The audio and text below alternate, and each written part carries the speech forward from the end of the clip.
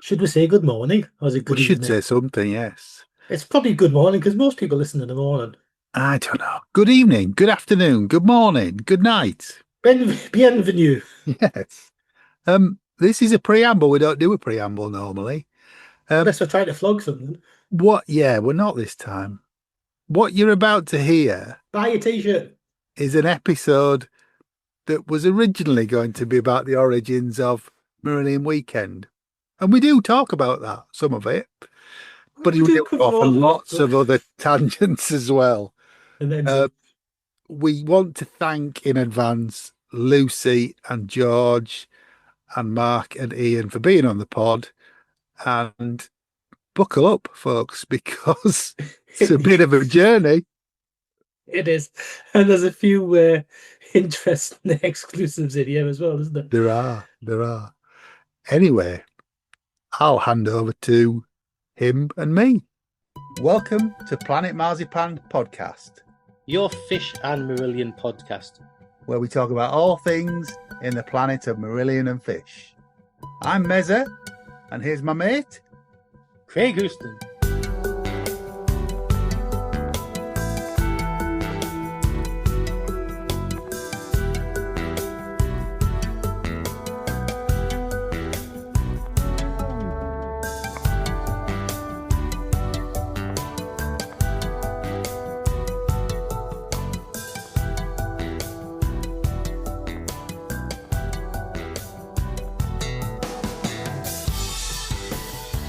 Hello and welcome to Planet Marzipan. I'm Meza, I'm here with my good friend, Craig. and we have more good friends with us. We welcome back Lucy Jordache. Hooray! Hooray! And Georgina Wistow. Hey! Hey, hello ladies. Welcome back to podcast. Thank you. How are you doing? I'm fine. I just had my bushes trimmed. He sent me a picture of her getting the bushes trimmed. I can corroborate the story. We share everything. And that's the end of the podcast. You can't top that. Yes, we've been cancelled already.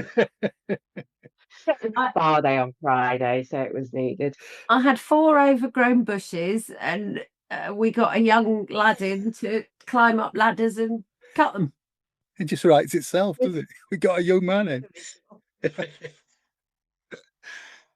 How are you guys after the convention season then? I thought we'd already done this. We have a bit, but before we talk about timey-wimey old times. Timey-wimey old times. Well, personally, me, who hasn't really had a day off since Christmas, is very, very tired. But from Friday, for the first time in my life, I'm having a sabbatical. It's only a short one, but it's 5 weeks. I'm having 5 weeks off. Ian has promised not to talk to me about Marillion. George isn't talking to me about Marillion. None of the band are going to talk to me about Marillion. I will not be on the band's social media. I will be poncing about. And I'm going to misbehave all over the band's social media. Are you? Mark Kennedy's going to be in charge, so don't get on Mark. Oh, God help us all, yeah. No, in that case, I'll be good. You're leaving him with the keys for the shop? Yeah, I gave him a couple of passwords today. Oh dear. Yeah. Not the nuclear codes. The nuclear codes. He has the nuclear codes for all the social media, but I'm not going to check up on him. He can do what he wants. I don't care. I think you need to send a warning out, yeah. Call the fire brigade. One more day at work, and then I'm at the spa with George on Friday for my July 4th Independence Day. Bring it on. Brilliant. Okay. Well, that's this year, but we really wanted to talk to you about how it all started with the weekends, the residential weekends. So can you cast your mind back to, well, it's before 2002, isn't it? So the first ideas for it were roughly about 2000. Does that sound about right? When I started working for the band in 2000, I was already aware, and that's how I'd met my gorgeous George, for example. I was already aware of the Freaks mailing list, where lots of fans chatted to each other, and they'd been organising sort of meetups. So it was the Freaks mailing list, and there was the Freaks in Cambridge, and then I was working at EMI, and they'd invited us up to Cambridge, and we went, George, didn't we? Oh yeah, we went to that fancy dress. Oh no, we went to a fancy dress thing, and we went to a garden party as well. Yeah, they had a garden party in Cambridge, and they invited me. So I took George, obviously, and we met the most amazing people, like really lovely people. And then I decided that I wanted to travel around the country, doing freak meetups to brainstorm. I probably came to Newcastle and probably met you, I think, on one of them. Yeah, you were up there. We'd already met before, but we'd already met in about 2000. So Yeah. I was up in the I was your bodyguard with me and Dobby for the evening with you. Probably. So I'd gone around the country again, meeting just extraordinary people and just having really good fun, and saw that people spontaneously were sort of meeting up with each other. You know, the internet there was no Facebook then. It was all sort of mailing lists and email groups and stuff. And everyone was meeting up and having a jolly nice time. And I had this idea that there's got to be something in here, that we've got to make this a bigger thing. And then Andy Rotherham, who I worked with at the Web UK, when I worked at the Web UK, he came to me, and his second favourite band was the Stranglers. And he said, Lucy, the Stranglers are doing a sort of Stranglers weekend down at Pontins. I think it's the kind of thing Marillion should do. So I phoned their manager and I said, could I send someone down? Could you put him on the guest list? And Andy, please correct me if I'm wrong in this, but this is my memory of it. Could you put him on the guest list and he could check out the weekend for us? Anyway, Andy went off to Pontins, did a Stranglers weekend, which I think was just a couple of gigs and a signing session. I don't remember there being anything to it. I'm really sorry that I haven't got it, because I have got it in my memorabilia down at the studio, but he actually, bless Andy, did a presentation for me that all stuck together that I could read. And I just thought, oh, this would be a brilliant thing. So I got in contact with Sil Wilcox again and said, look, I think it's something that Marillion should do, but because you have all the contacts at Pontins and everything, could you run it for us and we'll pay you? But we want to go one step further, and this is what we want to add to it, and but could you help us do it? And he said yes, and that's how it was born. When did you first? So had you been to the site then? Had you been Nope. to Never? Nope. Whoa, okay. This was in the days for Pontins. It was we didn't do a site visit. We just trusted Andy and Sil. It's shocking when we turned up. Yeah. Too late to back out then, wasn't it? Yeah. Late to back out. But I mean, in those days, we did it differently. We did a warm-up gig. Yes. Remember? Cardiff. Jumping Jacks at Cardiff, wasn't it? Yeah. Yeah, we did a warm-up gig for the main show, which actually spoiler alert, they want to go back to doing next time. They want to do a sort of warm-up of the nights before they actually do them. Yeah. So we're going to look into so that they're better, because by the end of the run, they're just phenomenal. But that's it. You filmed the first one this year, didn't you? And we always do. Yeah. And they're just not as tight and comfortable. By the last one, they're playing it with their eyes shut and they're full of enthusiasm.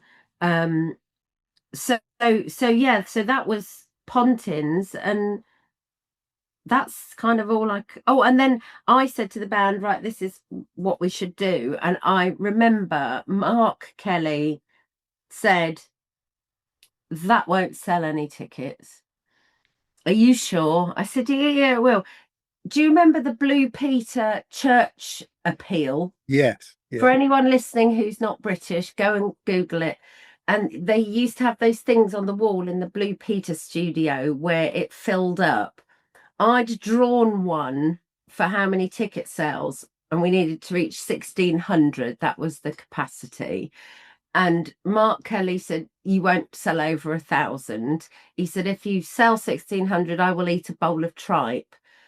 So at the top of this thing was a picture that Eric printed off of a bowl of tripe. And in the first, I think it was the first 24 hours, we sold 1,000 tickets straight off. And then the others dribbled along because nobody sort of knew Marillion Weekend, what the fuck's this about? Yeah. And then it dribbled along and then obviously sold out the 1,600 and he never ate the bowl of tripe. He's got form for that because he said the same thing about the Albert Hall, didn't he? Don't know. George, did he? I don't know. I thought they all thought the Albert Hall was a great idea. Oh, maybe we should ask Mark. We will. Because I remember when we booked straight away because there was us and Mark Kennedy and Mikey and Dobby, and we came down the night before because I think that's when me and George met for the first time. That's how we met. Because we stuffed the welcome packs in our Yeah. chalet. You remember that, Lucy? So we were literally sitting round in a row, and it was like an envelope would come out and we'd say the name, and then Lucy would tick them off the booking list, and then different would be like, right, they need 3 wristbands, it needs this in it, this in it, this in it. And we'd go around with people putting things in, and then it would go in a box at the end. And we were just finishing that when you rang to say that you couldn't get on site because it was laminates only. And so Lucy said to me, can you go to this lay-by just up the road and get in a Vauxhall Corsa with a bunch of lads from Newcastle? And I was like, yeah. Of course, I'd like to go to a lay-by and get into a car I don't know with a bunch of blokes. That has no disaster written over it at all. And I remember Lucy said, take them to the bar and buy them a drink. And I'll get there as soon as I possibly can. Because I remember it distinctly because unbeknownst to me, Craig didn't really drink. And so I was like, what do you want to drink? And he ordered a bottle of Blue Wicked. And to this day, it's the only time I've ever had to order a bottle of Blue Wicked. I still don't know what it tastes like. I still don't know what it is. It's absolutely vile. You know that stuff you put in your screen wash? Exactly. I might taste like it as well. But because me and you, Lucy, we'd been to Tesco that morning and bought a load of plain white iced cake. And they'd made icing Barry toppers to put on them. And then we left them in the chalets of everybody who had a birthday that weekend. Did we? Yeah, so that's what we did because we brought the toppers down because everyone had a Barry topper for everybody whose birthday it was. Bloody hell, that's a personal touch. Get And we were so great. What happened to us? Well, we still give everyone a birthday card. I don't. A bit too big for delivering cake. Yeah. And actually, having had to source that cake for you at Port Zealand, it wasn't the easiest thing I've ever done. That I never had any of. No. This guy. Anyway, carry on. Well, I was going to ask you what your first thoughts of the site were when you saw it then. Well, I hadn't remembered how awful it was until I did my homework for this podcast and watched the Wish You Were Here DVD.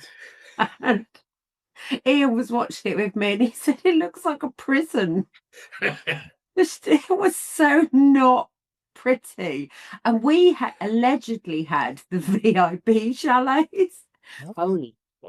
And I remember my bed had plastic on it. Yeah, they all did, yeah. We shared a room because in one of the other rooms, the other rooms all had bunk beds, and me and you shared the room that had single beds in it. Because we had Karen and Monica, right? But yeah, what I do remember is Ian turning up with Brickus, while we were stuffing envelopes, complain about how awful their hotel was because they stayed off site. They did, didn't they? Yes. And they were all complaining because it was obviously like a hotel for the sort of people that would go to Burnham on Sea. So like all of the bathrooms had like emergency. We're like, we're Sorry. taking an old people's home, and we were like, we're staying here. Do you want to swap? Yeah. Yeah, that was the one and only time they stayed off site, wasn't it? Yeah. Butlins onwards, they stayed on site. They wanted to be where the action was, man. And it was really funny because I was watching the DVD myself this week again, did my homework. And Steve Hogarth says, God, it was really grim on that Thursday when we turned up. And we drove to Cardiff and went back to your house, and then we drove on the Thursday morning. No, we drove straight from Cardiff down to Breen, didn't we? And Yeah. it was, we got there and it was so unbelievably grim on that Friday, because not only was it Pontins, but also it was completely empty apart from us. So it was just a slightly grey, empty, miserable looking bunker. And we were just laughing at all the people that were flying in from all over the world who were going, I've never been to England before. How are we going to explain this to people? Like, awful. But actually, you've given me mates rates, but I paid for my ticket. Did you? Yeah, I paid. What the hell? I paid the children's rate. You didn't give any, as far as I know, you didn't give any. Children's. Yeah, you gave, like, there was like if you were in the Web UK or whatever, we got to pay the kids' rate rather than the adults' rate, and that's what I paid. You didn't have to go to the kids' club then, did you? No, I tell you what I did do is go to the kids' club, because I almost immediately was the spare pair of hands on deck. And was like running around going to find tambourines. At one point, I had to drive into Burnham. You had a rental car, and I drove your rental car into Burnham on Sea because I had to buy lipstick, headbands, eyeliner, and 20 white tulips. That'll be for the 8. Yeah, no, in those days, you know, I'd only been working for the band for like a year and a half or whatever, and I wasn't the manager then either. And I don't know, I think probably in my head was I can't guest in all my friends, but I'll, you know, you know, and it is fine because, you know, it's got totally out of hand nowadays. The guest lists are ridiculous and the band are losing so much money because they guest too many people in. I've actually had a little word with them about that because it's, you know, totally under control. But I apologise that I made you pay, George, and then made you work. Well, no, the funny thing was I then worked the entire weekend, and then on the Sunday, they wanted to load out while the acoustic thing was on. And I had quite a big row with Eric and Colin because they were saying, well, we can't do it because obviously we're teching. You need to be here. And I was saying, I'm not missing the gig. And in the end, I had to say to them, look, I've paid to be here. And yes, I've worked, and that's fine. But I am not missing the gig that I've paid to be at, being your free labour. At which point, they both looked at each other and went, we thought you were crew. And but that's why we've been asking you to do stuff all weekend, because we thought you were here as crew. And so they gave me a lifetime membership of the Front Row Club. Yes. It had just started. So I had Front Row Club from 1 to 100 and something, which I gifted back to Lucy recently, because you didn't have a full set of them because of you being at the early part of your career with Marillion. And she was saying she didn't have a full set, and I was like, I have got a full set in a cupboard somewhere. So I gave Moti, but I had about 140 or something. It was only 40. So if you had like 40, that would be really weird. I remember saying to Eric Well, there. at one point, just going, just stop sending them now. You've made your points. It was really good. Stop sending them, you've made your points. Yeah, no, George has a much better memory than me because I don't remember anything of any of that. But you do. If somebody says it, it kind of sparks a memory in you, and then Yeah, but she has Well, to say it. I true. can't remember things until George reminds me. And it's funny as well because I think that this is where I think so many early relationships of the fans and people getting to know each other in person really began. Because there's so Oh, many people that sure. we met there for the first time, and we're still friends with now, like 23 years later. Well, it was when, again, whilst watching the DVD, and it was the bit, it's called Marillion Memories on disc 4, and they interview people. I recognise some faces that have kind of disappeared, or maybe they're just not on Facebook, so I don't see them. But it was the people saying, I've had such a lovely time this weekend. I've made lots of new friends from all around the world. I think that was the very beginning of people going, oh my God, a Marillion fan in Mexico, a Marillion fan, and not just that, a Marillion fan in the same town I live in. It's like before that well, I used to go to gigs on my own, Speaking of which, shout out to the couple walking up Exmouth Market yesterday about 8 o'clock, and he was wearing an Out Before It Starts t-shirt. Oh, did you say nice t-shirt? I literally was sitting there with my goddaughter, and I was like, Did I tell you what happened at the garden centre the other week when I wore a Marillion t-shirt? I never wear a Marillion t-shirt ever, and I was wearing one, and this woman went, "Great band," and I went, "Yes, they are," and just walked off because I didn't want to go. Yeah, I'm the manager, and I'm married to the drummer, because that all sounds a bit pretentious. But I've never had it said to me before. Great band, so I was like, it's the ultimate top trumps response, isn't it? yes. You win. You win. I win.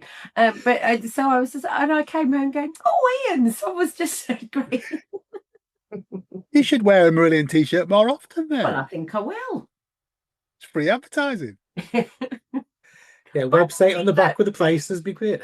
Yeah, buy more t-shirts. one of the things that I did notice remember when I was watching the video with Ian we'd been playing Pass the Parcel at Lucy's Christmas party, and he'd got a forfeit that he refused point blank to do. And so we bartered it for a trade-off that he had to wear a yellow t-shirt on stage at one of the gigs. That said And Ian so Mosley for president on it. And that's the reason that he was wearing that yellow t-shirt, was because he refused to do his Pass the Parcel forfeit. And I can't remember what the forfeit was, but it was obviously quite rotten if he agreed to do the yellow t-shirt instead of I've got that in the Marillion attic, actually. I think that's still there because I didn't. that yellow t-shirt. Yeah, I didn't give it to the charity shop. Obviously, no point having it in our house. So I think I put it in the Marillion attic, which would be weird. But yeah, well remembered, George, again. There was the Christmas party when that happened, and then there was your birthday party a couple of weeks later where we played Hidden the Shades on the Ian Mosley, and he turned up in quarters. Yes. He wasn't supposed to be coming. He was at a System of a Down gig and came on the way back to have a drink with us, and quarters playing Pin the Shades on Ian Mosley. Do you want to say hello to the person that's just joined the room, John? Yes. We welcome Mark Kelly. Hello. Hi, Mark. How are you? Good evening. I'm good. How are you? Very good. Very good. You're crossing the wires on the podcast here. You're going to break the internet, I think. Oh, well, let's hope so. Hi, Lucy. Hi, George.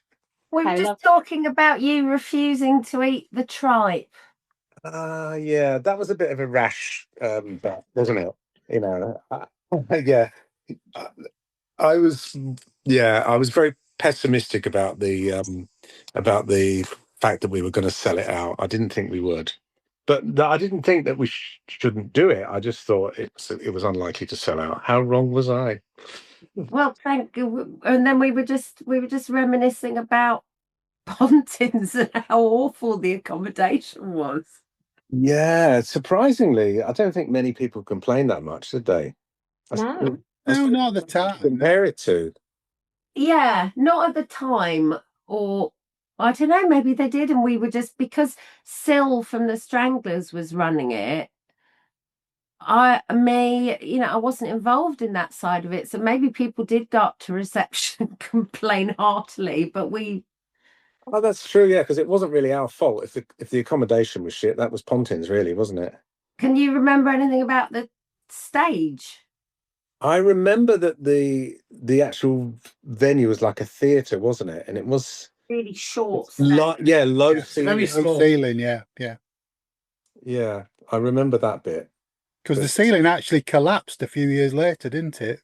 That's right, yeah. Did it? Yeah, it Oh, collapsed. yeah. Some people got really hurt, yeah.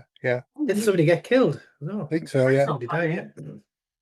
Yeah, and it was it was 2002, wasn't it? And it was what was there, about 1,200 people there, something like that? 16, yeah. Okay, so more than I thought, yeah. More than I remembered, but I looked it up. Okay, so I did a little bit after we spoke earlier. I did a little bit of homework and I checked the video that's on the space video, the space video site. Have you looked at it? Yeah. Well, we've been watching the Wish You Were Here, The DVDs. which is the DVD version of it, yeah. Right. So you're going to talk about the bootleg bingo, aren't you? yeah. So it was Roy Hill from Cry No More was the compere, wasn't he? Yeah. And, He was hilarious. he was surprisingly well behaved. Maybe they cut out all the bits where he was. I think they did. It was a lot fruitier on the night, yeah. I do remember. Well, that was kind of what you got with Roy. I used to go down to there was a pub in Twickenham where Chas and Roy used to play every Friday night, I think it was. Yeah. And it was always hilarious, totally unpredictable. Only the British people, and not even all of them, appreciated Cry No More. Everyone else thought they were shit. I know. Yeah, we didn't get very many complaints about the accommodation, but there were a lot of complaints afterwards about them. Yeah, we really enjoyed them. Because Ian mentioned in his interview actually on the DVD a joke about a bloke with a giraffe in a car park. And I actually Googled that joke because I'm desperate to know. Ian was like, oh, it was a really blue joke about a bloke with a giraffe in a car park. You know, when your mind's just going, there are so many permutations. Right. I thought they were dreadful. I was one of the ones that thought they were dreadful. I thought they were hilarious. Good fun, got yeah. that sense of humour. Yeah, I always liked them, and of course they did some dates for us on the tour as well, didn't they? I remember them playing at the International 2 in Manchester, and that was the night where he said, "If you don't show up, I'm going to come down there and fuck your girlfriend," and you know I can't. They played Wembley. They played on the 10th anniversary gig. That's They played right, Wembley yeah. Arena. Yeah, well, Say that. Mike Peters. we didn't listen to the fans. We just kept getting them back, didn't we? They must have had dirt on you. They must have. No, it's just we liked them. That's what it was. What's amazing now is how much the fans used to put up with, whereas now they'd just be like a massive outcry. I think you've almost made yourselves a little bit too beholden to the fans because they used to put up with some absolute shit, and now like the moment you try and get away with anything, they're... Well, Chas as a bass player, he's got very good credentials. He was the bass player in the Strawbs, and he played with Rick Wakeman and Steve Hackett. Steve Hackett, exactly. Yeah. That's how Ian got to know him. That's how it's Ian's fault that we ended up with Cry No More. Did you see though? I was looking at this schedule. We had 2 support acts. You did? Yeah. Aziz, and then Holt, and then Marillion played Brave, and then the Bays. That was Andy Gangadine. Yeah, it was. Right. The Bays were on really late. Marillion. They played after us. That's right. Yeah. And then the next night, Wishing Tree first. Yeah.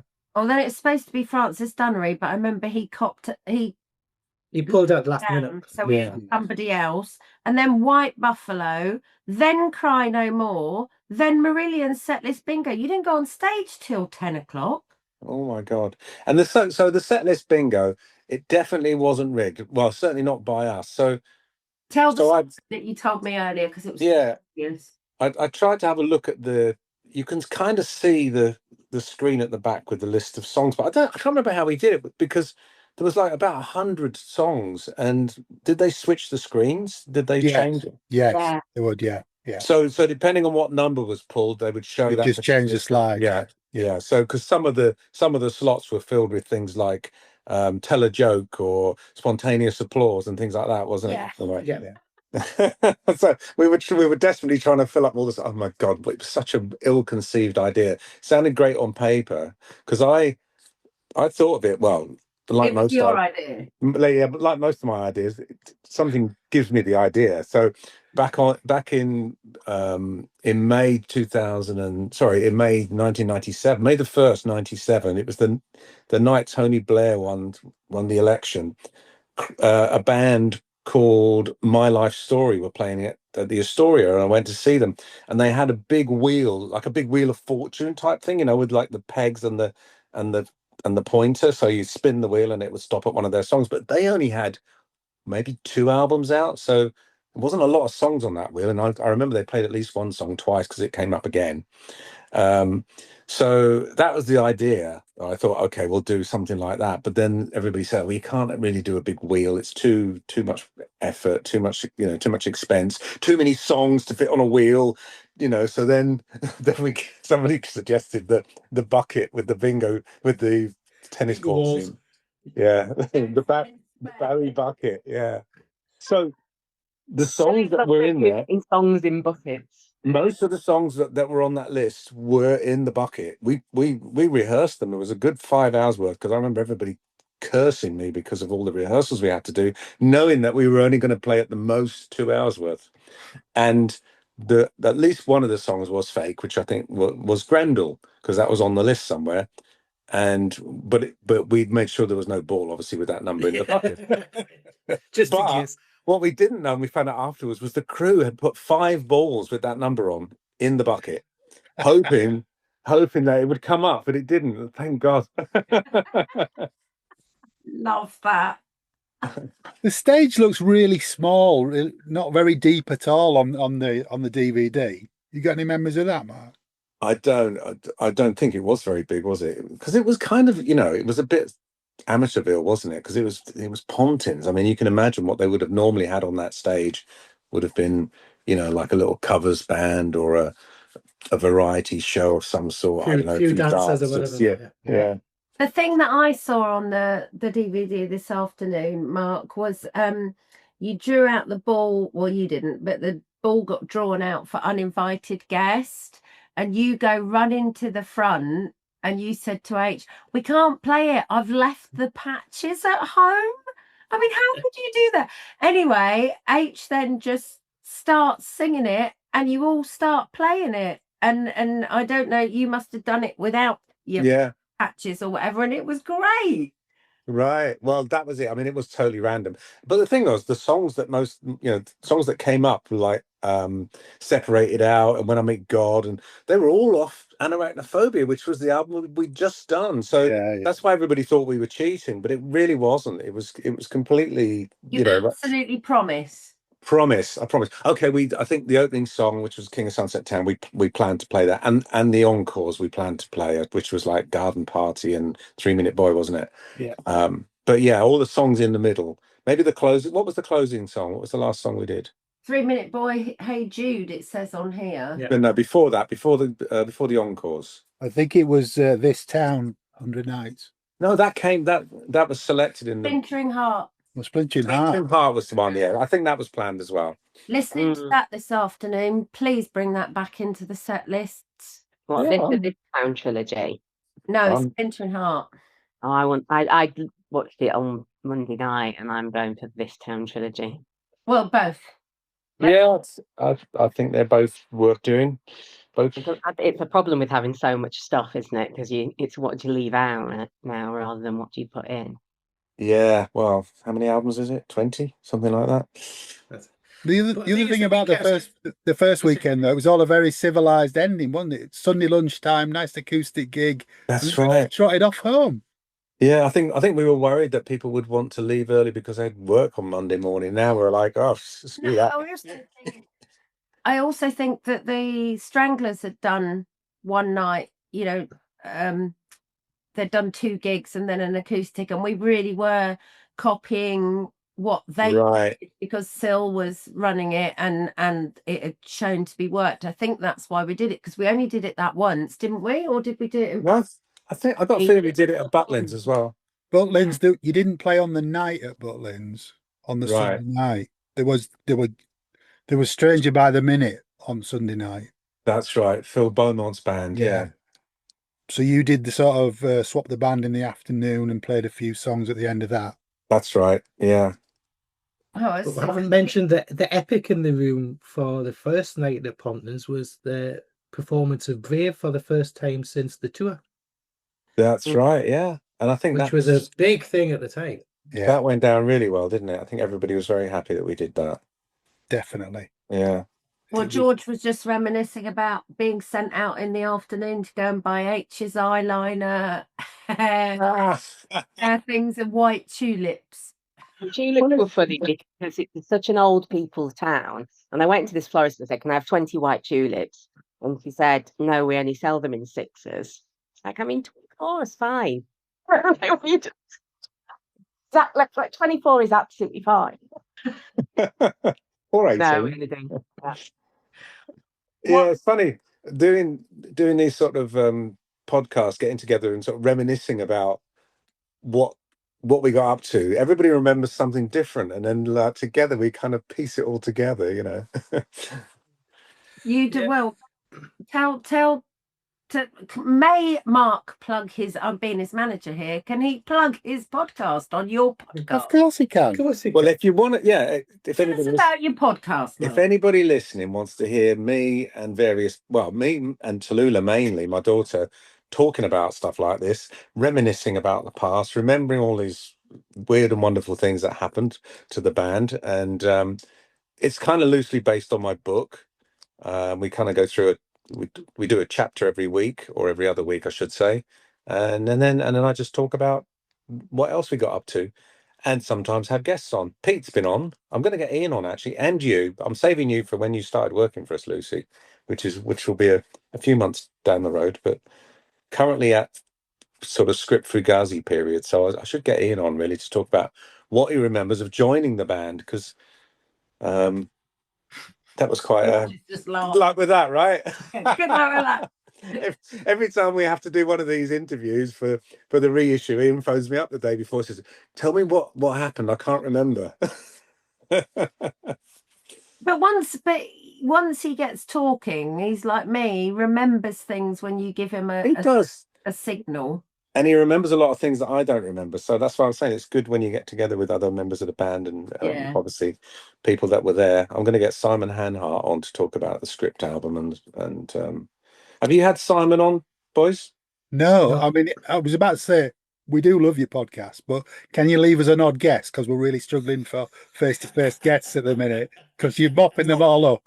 Oh, well, I really wanted to get Simon because he was sober and not taking any substances during the recording of those albums. He's probably got a fairly good memory of what happened, and I've got some really good memories, but I wanted to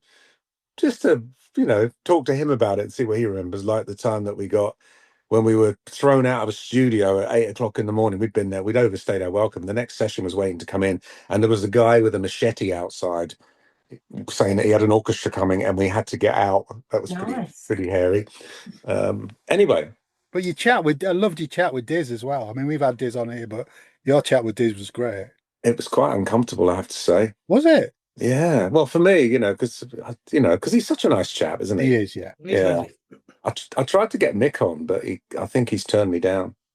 The problem I have is, and I want to get Fish on as well, but I don't think he's going to do it either. Oh, he doesn't want anything to do with anything now. He's not called Fish anymore. Ian phoned him on Monday, and he was insisting he called him Derek. Yeah, well, it is a bit of a thing to get used to, isn't it? Well, if you've called someone a name for 40 years, it's really hard to change it. Yeah, I think he's in denial a little bit. I bet he comes back. We all think he will, yeah. Yeah. He's like a bit like a Viz character now, Derek the Crofter. Talking about Viz, remember when I sent that picture of him to Viz?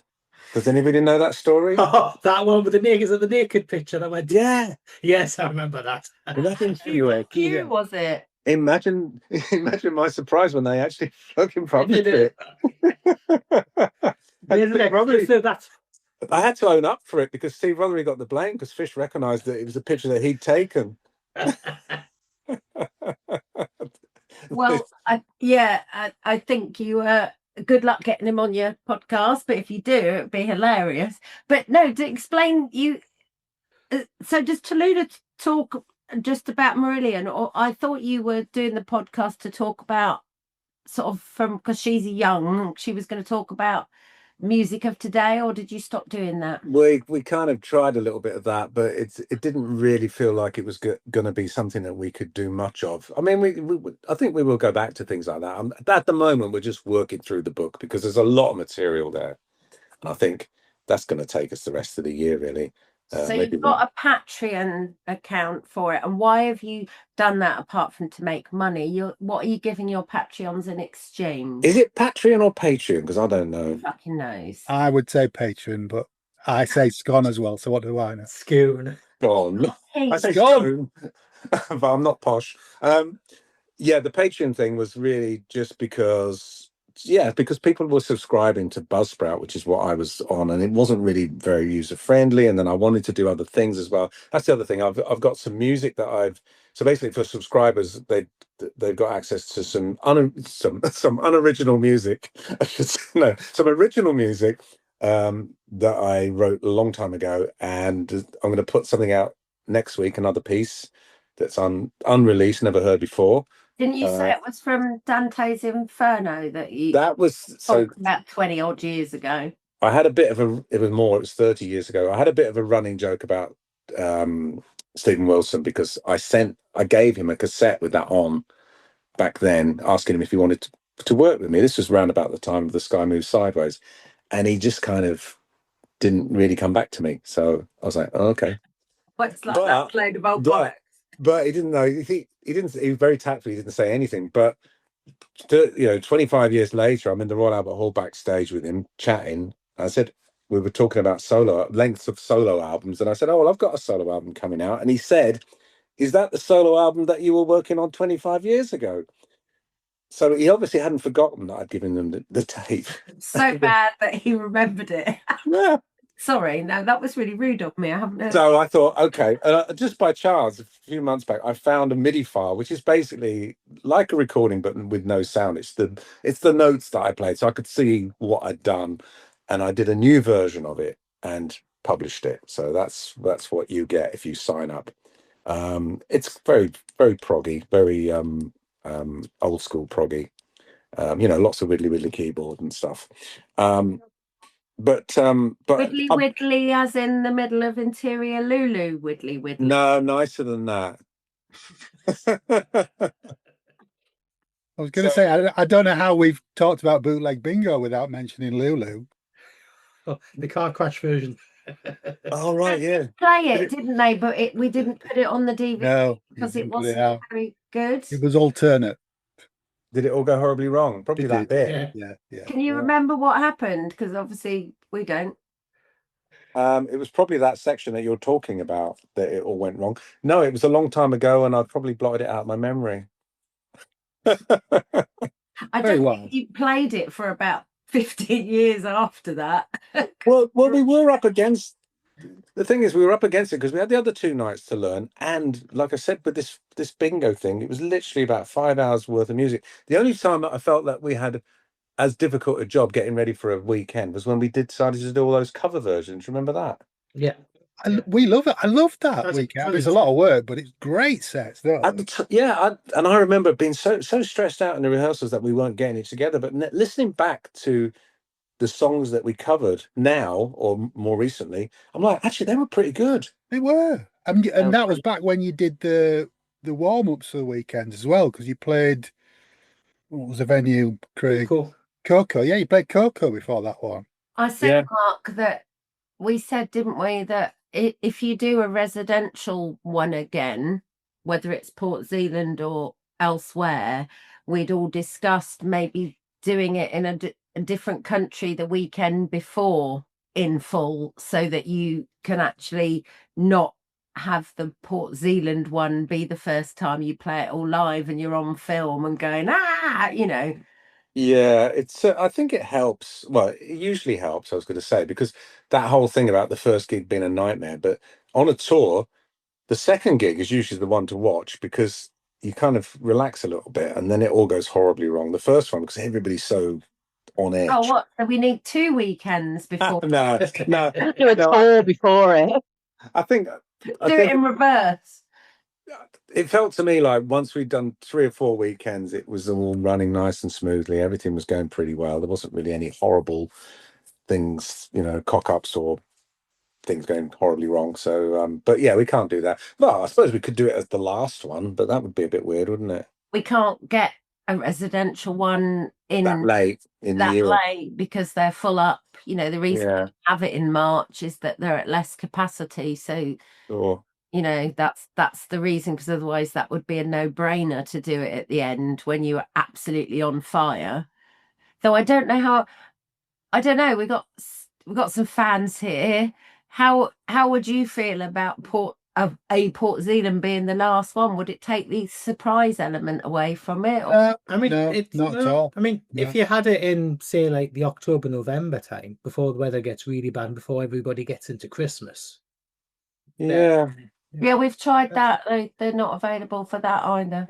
I mean, based on what you've said, how are the guys going to get warmed up for Utrecht? We're not. It's just Okay. well, it'll be what it is.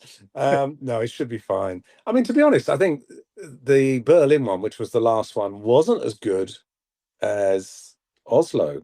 Yes, it was. Well, all right, for me, it wasn't. It didn't. I don't know. I just expected it to be, because it was the last one. Everything was, everybody was so excited, and last time we were in Berlin, it was great. Maybe I just expected too much from it. I know it was good. Oh no, I thought it was superb. The venue looked amazing. Yeah, it's amazing. It is amazing. Yeah, beautiful place. Yeah, it was great. Start doing like an invite only thing at Racket. Yeah, that would be fun. Yeah, I did that for a couple of years before Port Zealand, where you had a bunch of people come to Racket and you ran through, because I remember you did a sort of like people could request songs, which one of the ones that I was at, which was interesting. If we play even to a small invited audience, it's a good way of getting us focused, because even if there's 10 people in the room, it's enough to make us tense up and treat it like a gig. It's a different experience, really. I suggested we did something like that when we were working on the new material, just to, or Oh, you wanted it. Oh God, yeah. What was that idea you had? And everyone just went, no. Well, one idea was to record the album live, but not have a studio version, only a live version. A live in the room version. Oh. Joe Jackson's done. Joe Jackson's done that. Has he? Well, Joe Jackson's Big World is a live record with the audience told not to make a noise at the end of songs. Right. Really? Well, What? No clapping? No. There's no clapping on it. It's great. It's a great record. Really. right. It gives it something, I think, if you're playing to an audience. So why not? It would be hugely stressful, but I think that would be a good idea. What would be interesting to do that though is to actually do something like a cover versions album and do that live in the room. So you could actually release a cover versions album like that, so you don't have the pressure on your own material. But you could do a hybrid. So what I mean by that is you record it live with an audience, but then you can remove the audience. You don't have to have the audience clapping, and then you can add overdubs or re-sing the vocal, whatever you want to do, and to make it a more polished version. But just having the live playing. The songs always take on a new life when they're live. Yeah, exactly. There's some studio versions I can't listen to anymore. Yeah, or go out and play the stuff and then record it. But if you're going to do that, you might as well just record everything you play live and then use that as the basis for the songs. It's kind of what we've ended up doing with some of the songs on the last album, where the jams have become the song really, but they've just been added to and worked on and overdubbed. There's quite a few places on the last album that are like that. They were literally the jam, but as it's been developed and evolved, but there is no demo, if you like. That's it. So anyway, I'm going to clear off. Mark, can I briefly ask you one question? Because we've just put an episode out about Thieving Magpie. We talked about overdubs because I know Nick Davis did some overdubs with you. Yeah, that's right. Over what period of time did that happen? Over just a couple of days? It was a period of a couple of weeks, I'm going to say. There was quite a bit of work done on that album. And not only that, but Fish didn't want to have anything to do with it. And we just said, well, we'll put it out with your vocals as they are. And then he said, all right, I'll re-sing the bits that need re-singing. But I'm not coming in the studio with any of them there. He insisted that none of us were there at the time. Yeah. So, but I think it was Fish left in this September the 8th or 9th, wasn't it? And then I think we did it like about a month later, in the autumn sometime. Well, it's only about 8 weeks between the announcement and the album coming out, I think, isn't it? November the album came out, so yeah. I'm only asking because the Misplaced stuff sounds the least overdubbed, and everything else sounds like it's really got a lot of overdubs on it. I'm just wondering if you run out of time, but you probably can't remember that.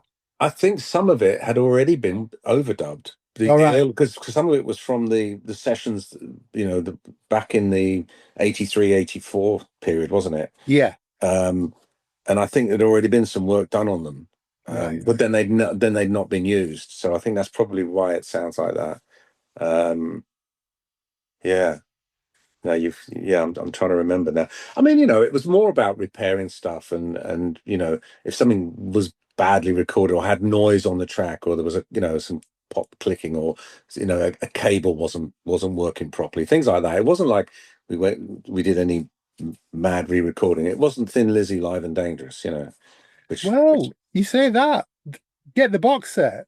The box set for that is fantastic. It's got the original gigs on it, and it's not all overdubs, but that's interesting because the band said it was not overdubbed, and the producer said the only thing that wasn't overdubbed was the audience. But they put I think it's an 8 CD box set out, and it's brilliant. It's absolutely brilliant. Well, I always loved that album, so I have to check it out. Yeah.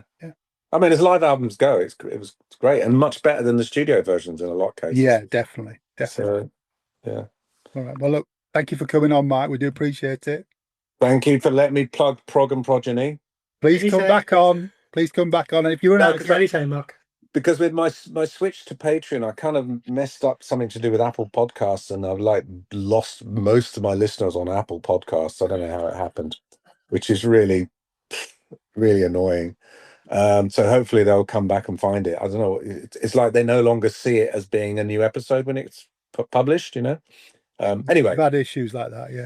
Yeah. It's all right. We're not doing Patreon. The next thing that we're doing, John, you're going to start announcing your OnlyFans subscription. OnlyFans. Yeah, photos of your feet. Oh no, trotters. No, nobody needs to see those. Lily Allen apparently takes photographs of her feet, and so does Kate Nash, and they put them up on OnlyFans and make loads of money. Really? Yeah. Well, I'm looking at my foot now. I'm not sure it's not gonna fly, I'm afraid. Well, then put your knob on or something. That's for subscribers only, Mark. That isn't it, your foot? Okay. Thank you, Mark. Thanks to you, Mark. I'll see you in mid-August. Bye, George. Remember, do not contact me. Yeah, have a lovely holiday, and I'll be back in the studio with the boys on the 12th of August. And me. Yes. Lovely. Bye. Thanks, Mark. Have a good holiday. See you all. Bye, John. Bye. He's got a where I had to press the button. Got it. No, you're still there. Oh. Well, that went a bit off tangent, didn't it? Yeah. We expected to. So what happened when the success of Pontins and the fact that, we're never going back there again, Butlins happened just 1 year afterwards? Yes. Pontins was huge success. We said we should upgrade ourselves. Me and George and Simon and Vicky and James Fishwick, my friends, we all got in a car and drove down to Butlins for a site visit. George, take over the story. Oh my God, I actually still have these photographs. So if you need a photo to put out in for this episode, I will provide one. So one of the things that we did was, so we arrived, it was January. Well, the first time we went actually was summer, wasn't it? So we went in the summer before, and it was really beautiful. And there was a Pink Floyd tribute act, I think, playing, and we had a really lovely time. And that was the time where they gave us a brochure, because obviously it was for a corporate thing. So they gave us the corporate brochure. And this corporate brochure had all of these like photographs of people doing amazing things around the site, which we recreated. So a lot of them were just like weird things. Like, so there's a picture of me and Lucy pretending to get married in a pagoda somewhere, and various other things. But the ones in the brochure were of the VIP accommodation. And so we recreated those things. So we've got pictures of like Simon and Vicky pretending to be your friend, your kids. Well, you're yeah. And then there's a picture of there was a picture of a couple, and the woman was sitting on the bed, sort of, with a glass of wine, looking all like, come hither. And then the guy was like leaning against the doorway, kind of looking at her like, sort of sad little lady. So James like folded up a towel and stuffed it down his trousers. So it was really fun. It was So yeah, so we went to do a recce supposedly and just booked about, which meant we then had to go back in the January to do things like talking about security and banking and like we just did dick about at the first one, but it was I went down, I said, yeah, this will do, but I realized we'd have to, the price they wanted for us to have exclusive use of the park was too much. And obviously the venue only held a certain amount, so we could only sell that amount of tickets, because there's no point selling, because it held something like 6,000 people or something. No point selling 6,000 tickets when only 2,400 or whatever it was could actually watch the gig. So it was like we had to share it. We had to share the site, which obviously wasn't ideal. Was it the Country and Western one? was. On 2003, I was at 2005. I couldn't remember which way around it was. Country and Western was the first one. I can't remember what the second one was, but it sort of took away the feeling of that you get. Yeah, the community that you get at Port Zealand. So we wanted to upgrade from Butlins to Centre Parks, and I went to Centre Parks in the UK and did a site visit, and they literally wanted double the price that Centre Parks in Holland did. So it was a no-brainer to us. We'll go to Centre Parks in Holland and stayed there. There was nowhere for us to put a tent in Sherwood Forest either, was there? Do you remember we cycled around it for hours looking at it? And there was absolutely nowhere where you... Yeah, but we could have gone and looked at one of the others because they thought there might be room for a tent and stuff, but it was like, not at that price. Thank you very much. But was Butlins fairly reasonable at the time in comparison, I would imagine? Do you know, I haven't a fucking clue. Sorry, I've no idea. I don't know how much it cost us. I've no idea. I can't remember anything. Can't ask Stephanie because it was before her time. Have to ask Christine Cooper. She's in America, bless her. Yeah, I can't remember how we did the bookings. I don't know whether we sent a list to Butlins and they put it all together. No idea. But it was, I mean, the first Butlins was a corking weekend because we had the record-breaking DVD release before First Light with the performance of Afraid of Sunlight, and I was trying to find. Was it 13 hours or something? Was the first record attempt something like 13 hours? It was something like that. 'Cause it was manufactured overnight for sale in a record store. It was more the than that. following morning. It was the was- Friday night. Gig was Friday night, It went on sale on Sunday, didn't it? and it went on sale on Sunday afternoon. Because I remember you asked me if I do merch for Butlins, like, as opposed to can you just pay to come and then work.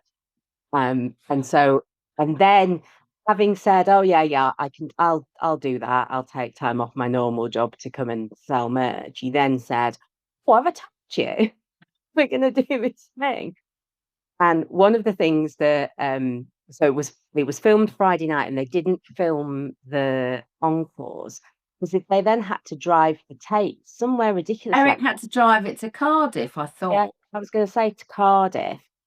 And so we were getting updates through the night and all through the next day. And then it got driven back. And the idea was that it would go on sale at midday, but we missed that. And the band had gone on stage to do the Q&A.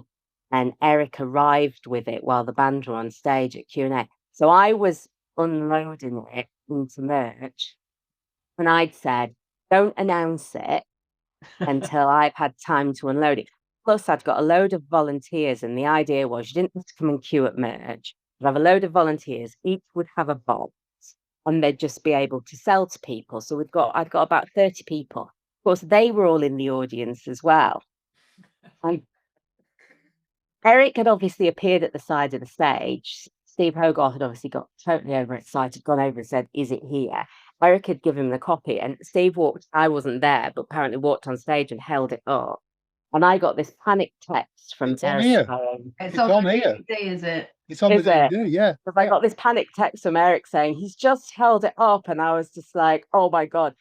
So I sent a text to Alan, who was one of the people who was coming to sell the DVD for me, to like gather everybody.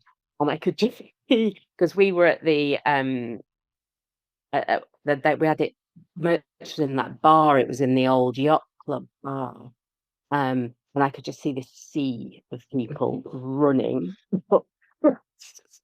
Holy Well, I can't remember how many hours it was, but it was a long time compared It was about 26 or something. It wasn't. world record, 26 hours. Did it not have to go on sale in a shop? Yeah, it had to go on sale in a shop to hit the record. Oh yes, they I thought they took There's a a- copy yeah, somewhere to sell it yeah. from a shop, didn't they? yeah, in Cardiff they had 3 copies. Yeah. Yeah. Which we didn't have to do when we did the second attempt. You had proper invigilators and stuff for that one, didn't you? Yeah, we had the Guinness people there and stuff. Yeah. Can't remember how it all worked, but Tim worked overnight. Anyway, we leave. Yeah, he did tell us the story, and it was on one of the episodes that we did with him. He recounted being in a on his own in Wolves, and Yeah, because we all Ghosts. fucked off to bed. It was, I'm not watching Tim doing this. I'm tired. I'm going to bed. But there were a load of people that you've got who all had to like sign forms, and then they all had stopwatches. Do you remember? There's about Yeah, it was Will Leggett and Paul Stagg. We had to get adjudicators who worked in outstanding professionals. professions in their field to have the stopwatches and sign a bit of paper that said it's, it was like when you have someone has to sign your passport photograph to prove it's you and stuff. But I remember that because there was a list of jobs that they would accept, and one of them was a sports referee or something. And I went on Facebook and said, don't suppose any of our fans are sports referees, are they? And I always say there's a Marillion fan for every occasion. And this is a prime example that this guy came back and said, yes, I'm a FIFA referee in Portugal. Okay, that'll do. Always a Marillion fan for every occasion. Yeah, but I mean the set list, the second set list was the popular music one, which is Yeah. Oh, yeah. cracking. Really good. But I must admit, this was when I was watching the Afraid of Sunlight performance today, when I was rewatching, it's absolutely fantastic. It really is. It's such a excellent sounding gig, and the such gusto in the playing of it. That's absolutely corking. Really, I didn't watch it. Is that the one that starts with the girls in their bikinis? yes. So if ever you want to do That's that, why you watched it. John's volunteering me and him to we'll No. I was not the numbers happy up. with that. Were you not? No, the girls were they from a porn modeling site? agency or something. No, I think they were from an adult website or Oh dear. something. Sorry. I'm going to go and ask Ian. He remembers things like that. Hang on a second. So this is going to be another dodgy exclusive for this episode, isn't it? They were from an adult site. What? I remember at the time her being absolutely furious about it. Really? And it was one of those. Well, yeah, because again, she'd only been with the band 2.5 years, so it's not. I can't remember, but it was Steve Rothery had a friend who was a photographer, and the girls I and the photographer. girls came from him. Yeah, Ian's nodding. The girls came from Steve Rothery. That's a quote for you, isn't it? Girls came from the friend of Steve Rothery, who was a photographer, but I'm sure it was like from an adult website. I'm saying nothing. For fear of incrimination. And yeah, But they wouldn't give me their number. they were talking about recreating it for Port Zealand this year. With Ian was like, "Oh, we got to get girls in bikinis again." I said, "Over my fucking dead body." It was fine 25 years ago, but now, no, stop it. And he said, "But they still do it at the boxing." I said, "I don't care." You do. It's just not fun anymore. Full of. Come here and moan that. No, I'm busy. You're not busy. Well, anyway, He's on holiday. he's not on holiday. He's pouncing about on YouTube, aren't you? No, I'm reading about lightning. You're reading about lightning. Yeah, Steve H said he's been in someone's garage for ages, protecting himself from lightning, and then he walked up his driveway, and apparently there's been a lightning strike right where he was walking. So he's had a near-death experience. Steve Hogarth in near-death experience. Spoiler. Get all the exclusives tonight, boy. Isn't it? God knows what the title of this episode is, yeah. So that was a Mark Kelly exclusive, then a Steve Hogarth exclusive. Can we have an Ian Mosley exclusive? Come here. It's not being videoed. You're very bossy. I know. Come here.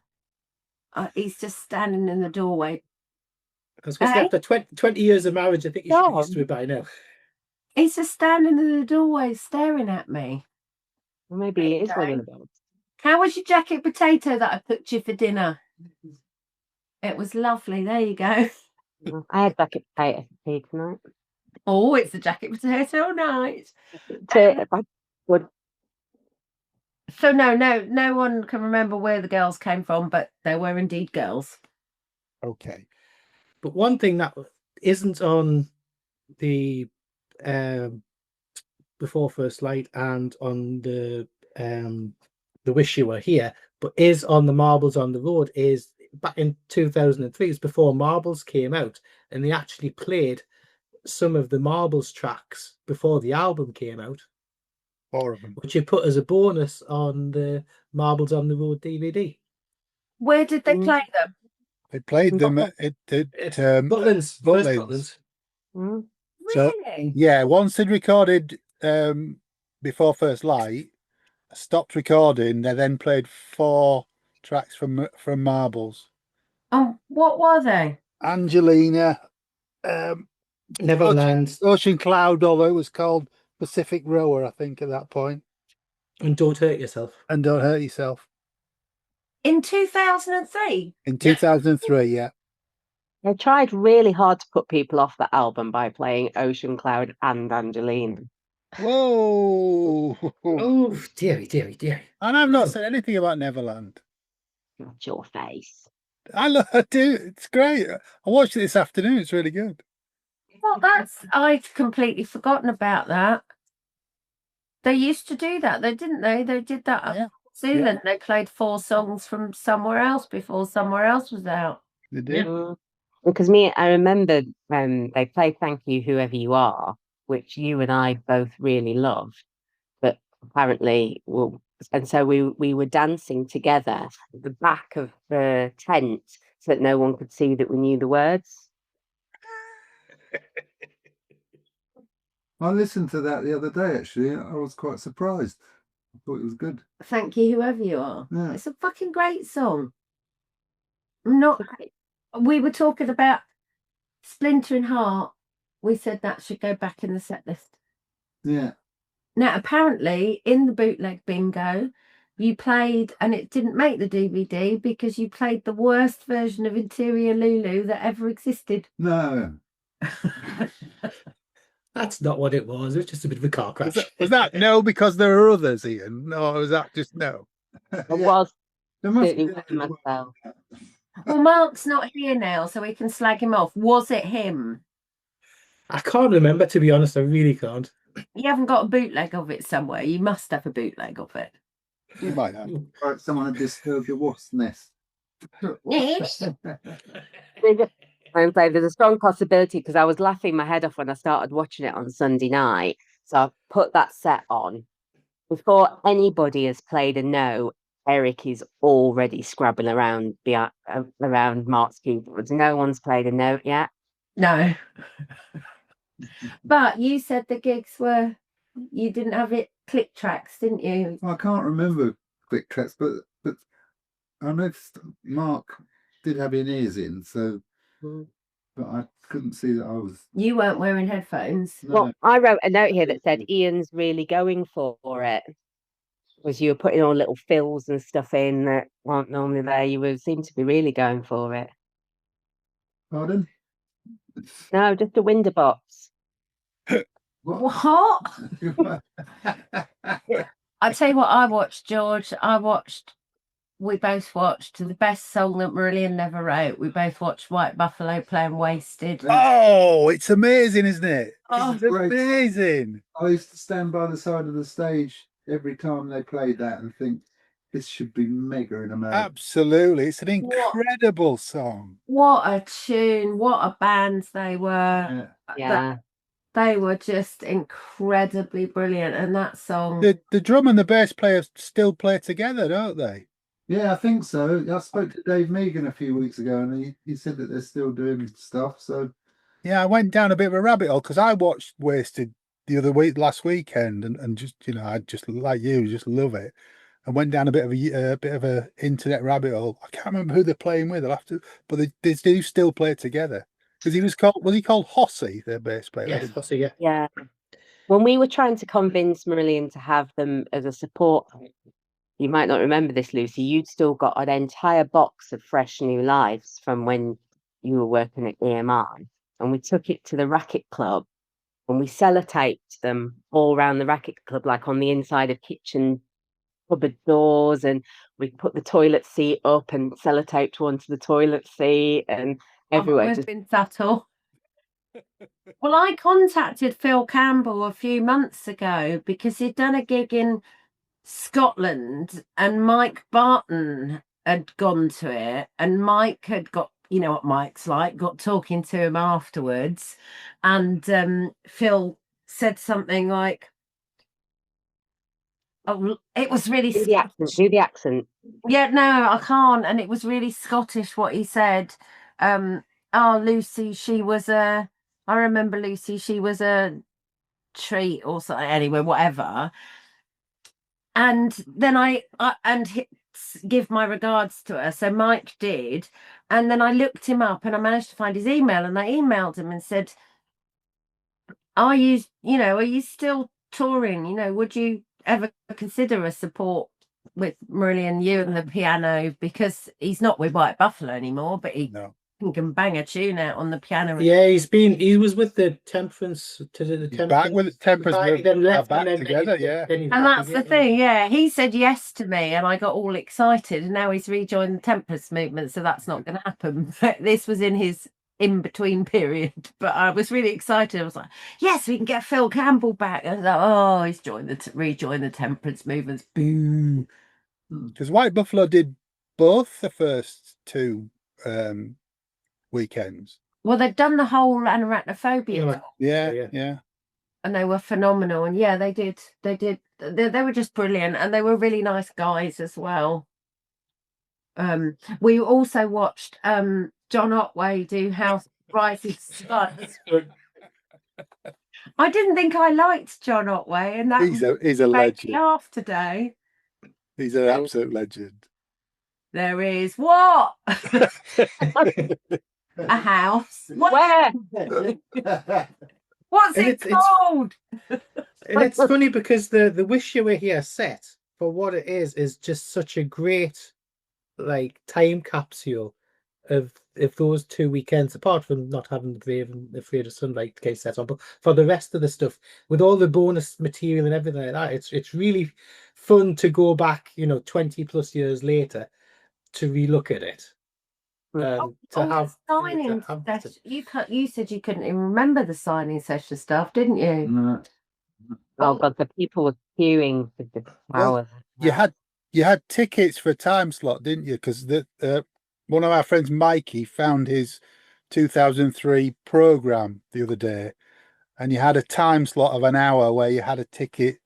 It was for that allocated time slot. But I have a feeling it overran all the time, didn't it?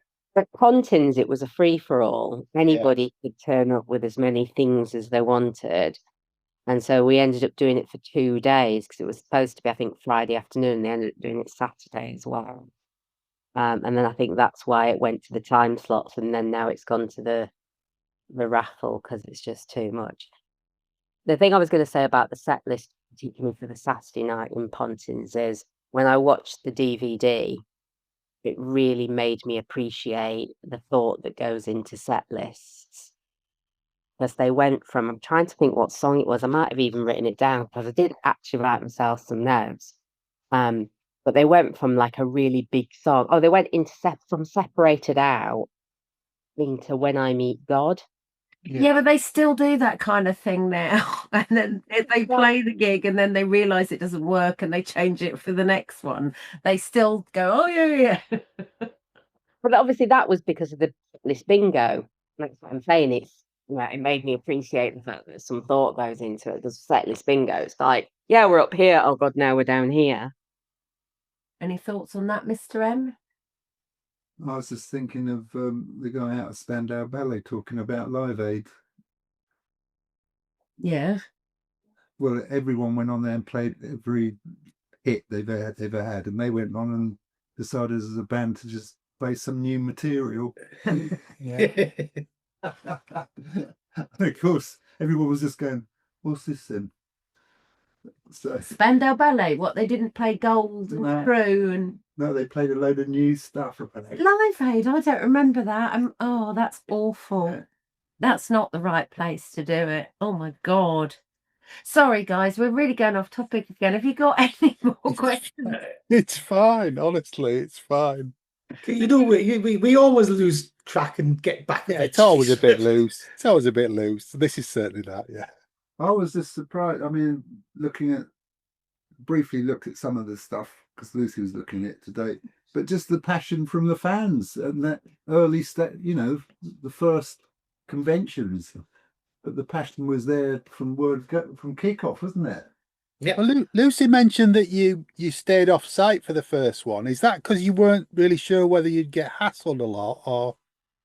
I think it was Pontins, wasn't it? Yeah. I think it's because they thought they were going to get hassled. Yeah. But I noticed all the fans had hair. All right. Like you in that gated community, do you remember? At Butlins. Yeah, they Yeah. they were sort of gated in. 'Cause I Brown remember ones. I was at yours after sort of late doors one of the nights. And I said, right, I'm going because I've got to work tomorrow. And Ian said, oh, Rich will walk you back. And I said, oh, my thing's only over there. So Rich just walked me to the fence and went, oh, you can climb over the fence. And I was like, I remember Lindsay, my daughter Lindsay, she she refused to sleep in the room because it was big ears and noddy and stuff. I ended up sleeping in a noddy room with polythene sheets and Yeah, but that wasn't at Marillion Weekend, darling. That's when you went with Lindsay to Butlins because you said, "Can I get a free holiday for my kids at Butlins because we've been there." Oh. Lindsay did not come to Marillion Weekend at age 6 and sleep in a noddy room. no, I slept in a noddy room.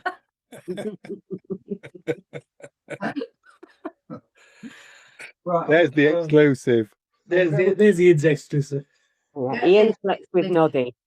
I'm going back to read about lightning. Apparently, if you wear a rubber suit, is no good at all. I thought if you had a full rubber suit and got hit by lightning, you'd be, but no, Really? it just burns straight through it. The best thing is to be in a car. There you Well, I'm glad H is still alive because Yeah, we all are. Yeah. rock bloke. what a rock and roll death though. It's struck by lightning. Not great for finishing the album though, is it? It would be No. even worse if he was actually in a rubber suit. That would have been some questions.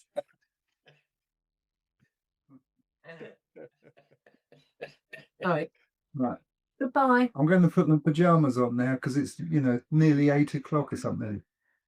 It's Right. 9. 9. All right. We're Cocoa wrapping time. up now anyway. Bye. Yeah. I don't know how to follow that. I mean, I don't think we should. I don't think we should, but This We has should actually, really- I think, been the worst episode we've ever recorded. no. I'm sure folks will tell us that. Yeah, I've thoroughly enjoyed myself. it's been brilliant. It's been brilliant. Yes, thank you very much. Did we George. cover what you wanted to be covered? Yes, and Oh, yes. more besides, which is great. Yeah, Lots more besides. yeah. It's how it all started.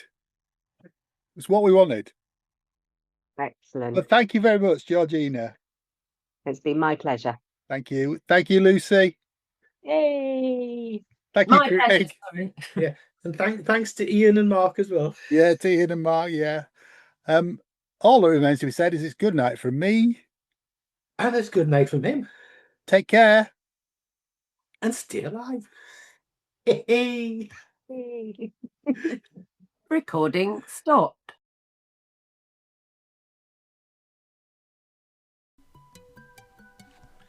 Thanks for listening to Planet Marzipan Podcast. Please like and subscribe from whichever platform you get your podcasts from. You can contact us at planetmarzipanpodcast@gmail.com and check out marillion.com, fishmusic.scot for all the good stuff.